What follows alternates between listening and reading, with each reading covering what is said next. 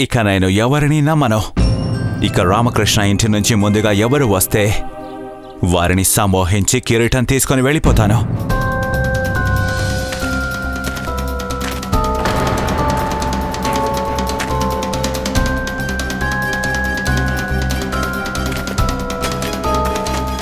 ఆగో, నా కళ్ళలోకి చూడు.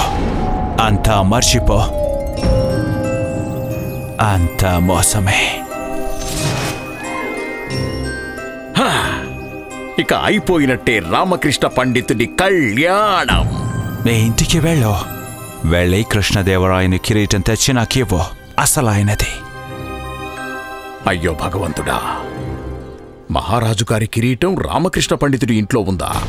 అర్ధరాత్రి పూట నగరం మొత్తం పడుకున్నప్పుడు అదే సమయంలో నువ్వు కిరీటం తెచ్చి నాకివ్వాలి. గుర్తు పెట్టుకో, రాత్రి వేళ ఎవరూ లేనప్పుడు అప్పుడే నాకు కిరీటం తెచ్చి ఇవ్వు. వెళ్ళు.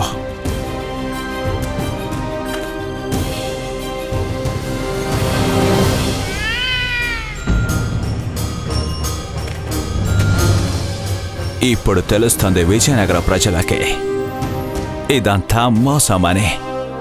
రాత్రికి నేను కిరీటం తీసుకుని వెళ్ళిపోతే పొద్దునే అందరూ కృష్ణదేవరాయల వారిని చూసి నవ్వుకుంటారు. అప్పుడు తెలుస్తుంది వీళ్ళకి మా దేశానికి చెందిన ఒక వ్యక్తి వీరి మొత్తం రాజ్యం ఇంకా సైన్యం కంటే శక్తివంతుడు అని. గురువుగారు, ఈ మాయలుడు మనల్ని కోతుల్ని పిల్లుల్ని చేసి వాళ్ళ దేశానికి తీసుకువెళ్ళడానికి ముందే మనం పారిపోవడం మంచిది. ఇది భయపడాల్సిన సమయం కాదు, ఆనందించాల్సిన సమయం. రాత్రికి ఈ రామకృష్ణ పండితుడు కిరీటం తీసుకుని మాయలోడికి ఇస్తున్నప్పుడు మనం ఇతన్ని పట్టుకుందాం. అప్పుడు అందరూ మాకు జైజేలు కొడతారు. ఈ మచ్చల మాయలోడికి జీవిత ఖైదు శిక్ష పడుతుంది. ఇక రామకృష్ణ పండితుడికి దేశద్రోహి అనే ఆరోపణ కింద మరణ శిక్ష. గురువుగారు, మీకు ఖచ్చితంగా అనిపిస్తుందా మీరు నిజంగానే ఆ గూఢచారిని పట్టుకోగలరా? అరే మూర్ఖుడా, మేమెందుకు పట్టుకుంటావురా? విజయనగర సామ్రాజ్య సైనికులు పట్టుకుంటారు. అంటే ఏంటి గురువుగారు? మేమిప్పుడే మహారాజు గారి దగ్గరకెళ్ళి సమాచారం అందిస్తాం. కిరీటం రామకృష్ణ పండితుల దగ్గర ఉందని, పైగా కొన్ని బంగారు నాణాల మీద ఆశతో ఆ కిరీటాన్ని ఈ మచ్చల మాయలోడికి అమ్మేస్తున్నాడు అంటాం. రామకృష్ణ పండితుల వారు, మీ పని అయిపోయినట్టే.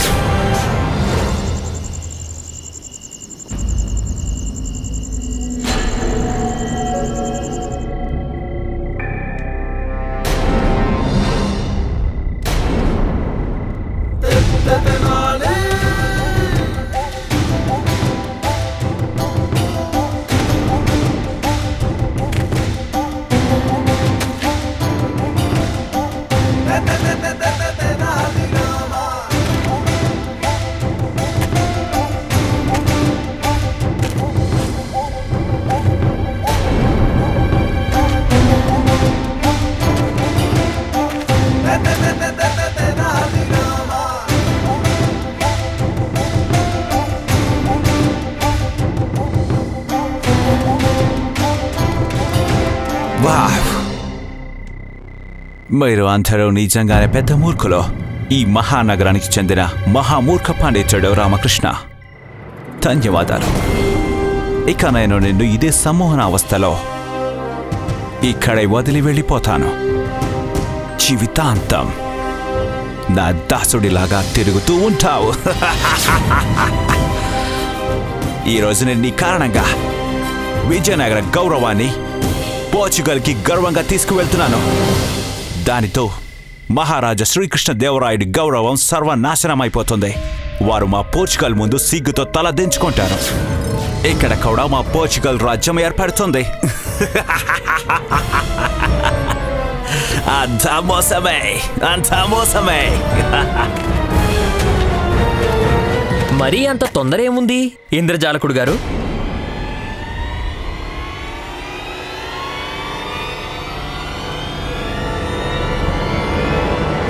ఇంద్రజాలకుడు మచ్చల గారు, అయ్యో లేదు లేదు, నేను మిమ్మల్ని పిలవాల్సింది మార్కెస్ డి పొంపిడో అని.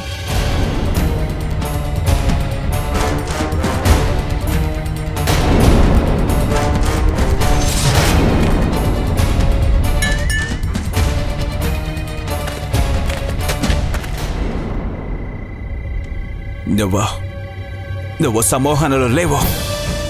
మీ భాషలో చెప్పాలంటే పుర్కేసే అప్రసర్. పుర్కేసే అప్రసర్. నీకు పోర్చుగీస్ భాష కూడా తెలుసా? అరే, నాకు తమరి భూత భవిష్యత్తులు అన్నీ తెలుసు మార్కిస్ మహాశయ. అంటే దీని అర్థం నువ్వు వశీకరణలో లేవో? నేను మీ వశంలో ఉన్నట్టు నటిస్తున్నానంతే, మిమ్మల్ని పిచ్చివాళ్ళని చేయడానికి.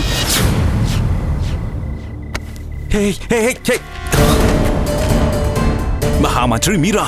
అవును మార్కిస్ మహాశయ.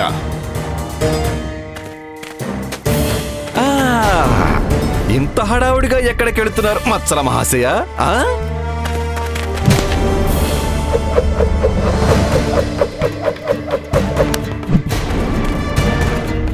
ఎక్కడికి వెళ్తావు? నేను నిన్ను వదిలిపెట్టను. లేదు లేదు, ఇలా జరగడానికి వీల్లేదు. అంత మోసమే, అంత మోసమే. ఇలా జరగడానికి వీల్లేదు, ఇలా జరగడానికి వీల్లేదు. అంత మోసమే. ఏమీ అబద్ధం కాదు, అంతా నిజమే. అక్కడ చూడండి.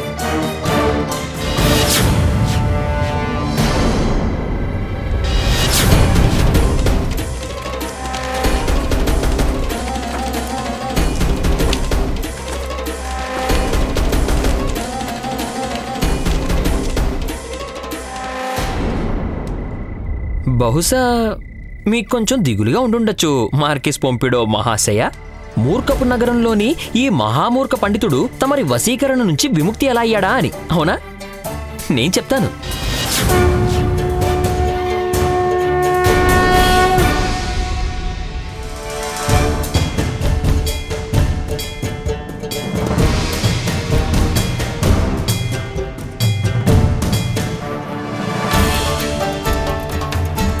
నేను నుదుటి మీద కాళీమాత కుంకుమ పెట్టుకున్నాను.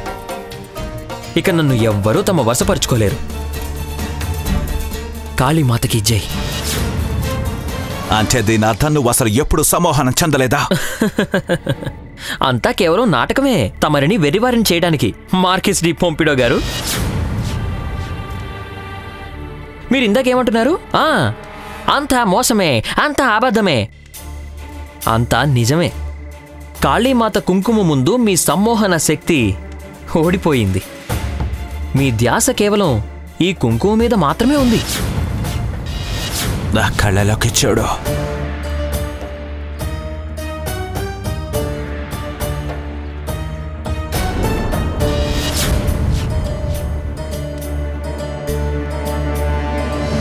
ఇప్పుడు చెప్పండి, మూర్ఖులలో ప్రముఖులెవరు?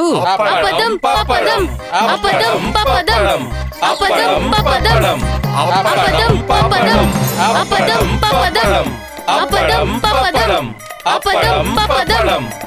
నేను తమరి నిజస్వరూపం గురించి ఇక్కడున్న అందరికీ ముందే చెప్పేశాను. పైగా మిమ్మల్ని పడేయడానికి వల వేశాను. మీరొక మహామూర్ఖుల్లా వచ్చారు, మా వలలో చిక్కుకున్నారు. వాస్తవం మరొకటి కూడా ఉంది ఇంద్రజాల మహాశయ. మీరు ఏమనుకున్నారు? మాకు తెలియదనుకున్నారా? సందేహం అయితే నాకు ముందే కలిగింది. మీరు పోర్చుగీసుల గూఢచారి అని. ఎందుకంటే తమకి కావాల్సింది ధనం అయి ఉంటే దానికి ఇంకా ఎన్నో దారులున్నాయి. కానీ మీరు మహారాజు గారి కిరీటాన్ని అడ్డు పెట్టుకుని విజయనగర రాజ్య గౌరవాన్ని నాశనం చేయాలనుకున్నారు. మీరు అనుకునుండొచ్చు, ఈ కిరీటాన్ని దొంగిలించి మహారాజు గారి ఆత్మగౌరవానికి భంగం కలిగించొచ్చని. నువ్వు విజయనగర శక్తిని తక్కువ అంచనా వేసి తప్పు చేశావు. ఇప్పుడు చెప్పండి, మూర్ఖుల మహామంత్రి ఎవరు? అప్పడం పప్పడం, అప్పడం పప్పడం, అప్పడం పప్పడం, అప్పడం పప్పడం, అప్పడం పప్పడం. నీకు నా వశీకరణ విద్య గురించి తెలీదు పంతులో. ఈ తల్లి నా శక్తిని బలహీనం చేయలేదు. నేను నీ ముందే సామూహిక సమోహనం చేసి వీళ్ళందరినీ నా వశం చేసుకొని నీ కళ్ళ ముందు నుంచి ఈ కిరీటంని తీసుకుని వెళ్తాను. అయినా నువ్వు ఏమీ చేయలేవు.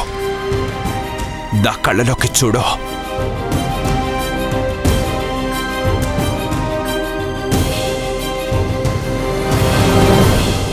చూడు ఒక్కసారి.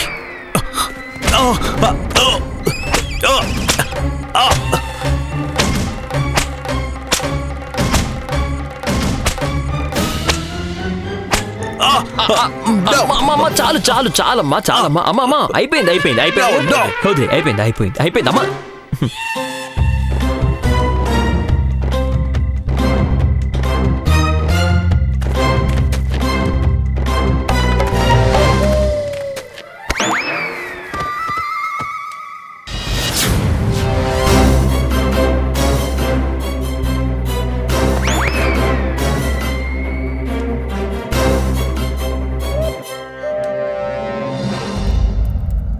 మార్కస్, మేం చూపించే వినయాన్ని మా బలహీనత అనుకునే తప్పు ఎప్పటికీ చేయకు.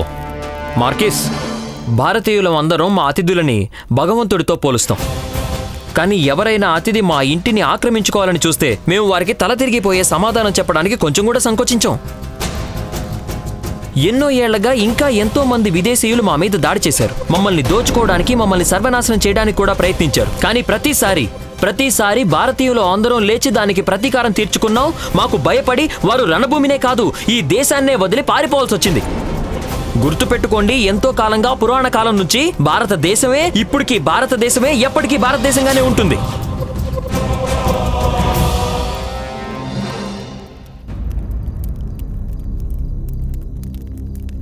ఇది చూస్తున్నారా? ఇది పులి చర్మం. మా దేశం ఇలాంటిదే. ఎంతో మంది మా మీద దాడి చేశారు. ఇక భారతదేశం సమాప్తం అయిపోయిందని కూడా అనుకున్నారు. దాసులు అయిపోయారు అనుకున్నారు. సరిగ్గా ఈ ముడుచుకుపోయిన చర్మం లాగా.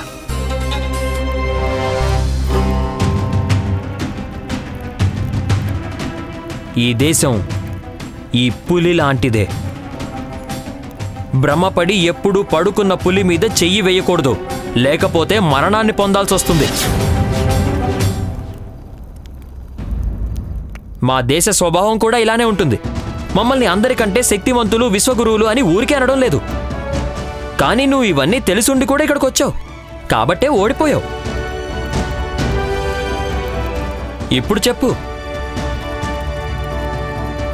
మూర్ఖుల మహామంత్రి ఎవరు? అప్పడం పప్పడం, అప్పడం పప్పడం, అప్పడం పప్పడం, అప్పడం పప్పడం.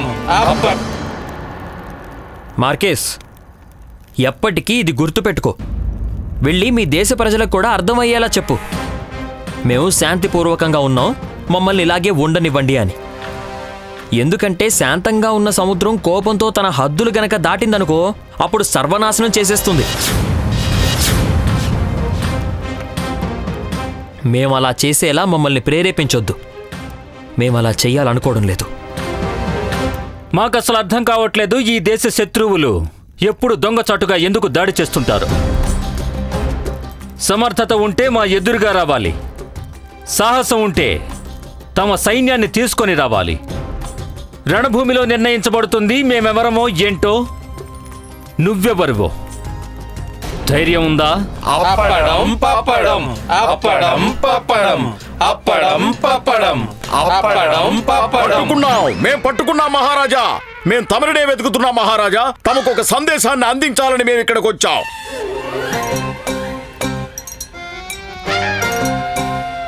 ఏం పట్టుకున్నారు ఆచార్య? దొంగని పట్టేసుకున్నాం మహారాజా. మేము సమస్యని పరిష్కరించేశాం.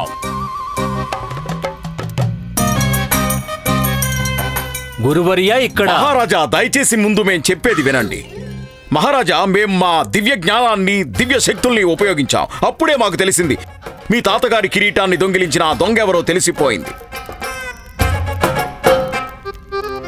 మణి, దొంగని పట్టుకొని కిరీటం మా దగ్గరికి తీసుకొచ్చివ్వు. అయ్యో గురుదేవా.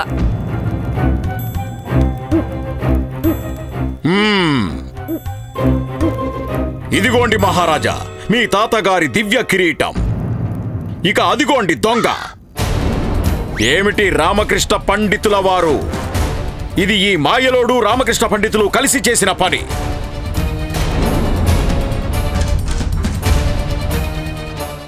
మీరు ఇంటి గుట్టు లంక దాటించిన వ్యక్తి అయిపోయారు. మహారాజా, రామకృష్ణ పండితులకి ఉరి శిక్ష విధించండి. సైనికులారా, రామకృష్ణ పండితులు గారిని పట్టుకోండి.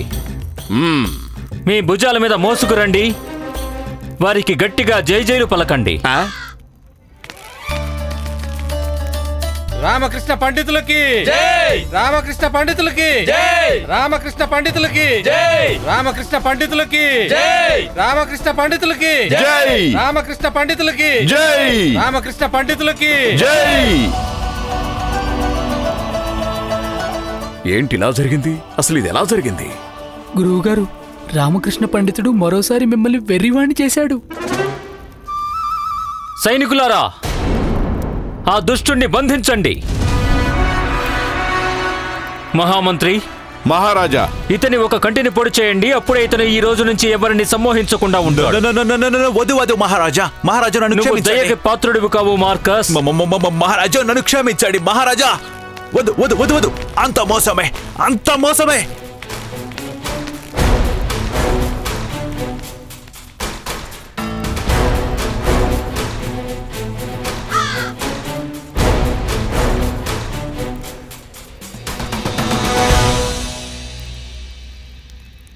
మహారాజా, మాయలోడికైతే శిక్ష పడింది, కానీ మీరు ఈ రామకృష్ణ పండితుని ఎందుకు వదిలేశారు?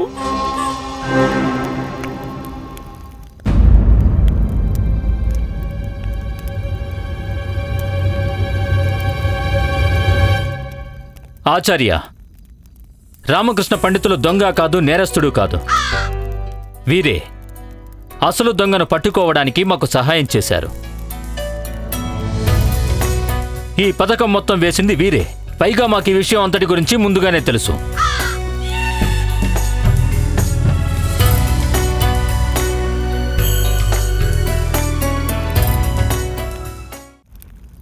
మహారాజా, నేను మీతో ఒకటి చెప్పాలనుకుంటున్నాను.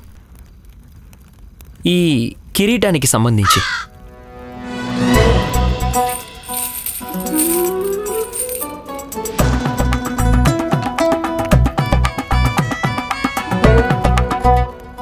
మహారాజా, నేను ఈ కిరీటాన్ని మొదటిసారి నా చేత్తో పట్టుకున్నాను కదా, నాకు అదే రోజు ఈ శబ్దం వినబడింది.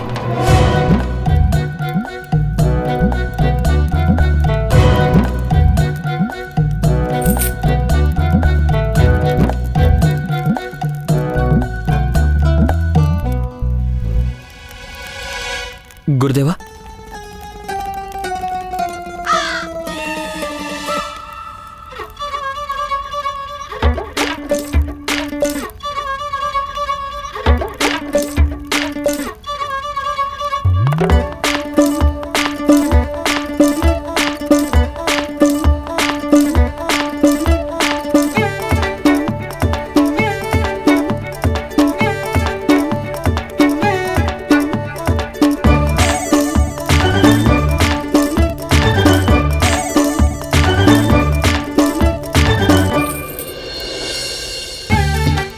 మహారాజా, మీ తాతగారు చాలా తెలివైనవారు.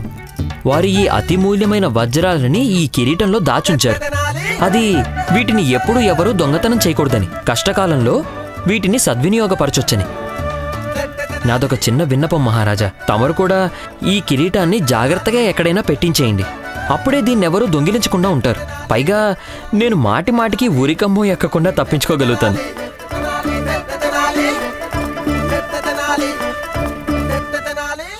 మళ్ళీ తప్పించుకున్నాడు ఈ రామకృష్ణ పండితుడు.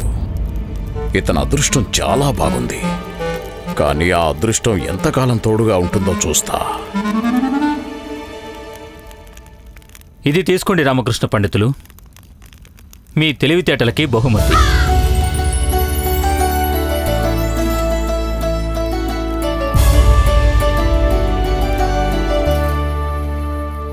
తమరి మేధాశక్తికి మరియు తమరి చాతుర్యానికి మాకు చాలా ఆనందంగా ఉంది.